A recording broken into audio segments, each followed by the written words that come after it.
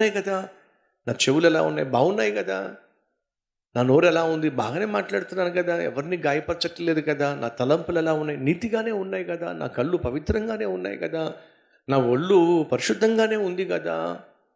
So తనను తాను పరిశీలన చేసుకుంటున్నప్పుడు తనకు అనిపిస్తుంది తనేదో నీతిగా జీవిస్తున్నాడు. కానీ ఎక్కడో తనకొక ప్రశ్న, ఏమో దేవునికి ఆయాసకరమైనది ఏదైనా నా యందు ఉన్నదేమో, పరీక్షించయా, పరిశోధించయా.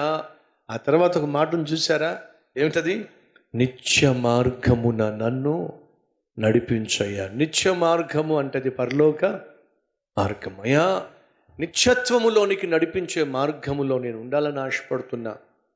దుష్టులకు అందులో చోటు లేదు, దుష్టులు ఎవ్వరూ కూడా అక్కడికి రాలేరు. నాకు తెలియకుండా నాలో ఏదైనా దుష్టత్వము, దుష్కార్యము, దుష్టుడు పెట్టినటువంటి క్రియ ఏదైనా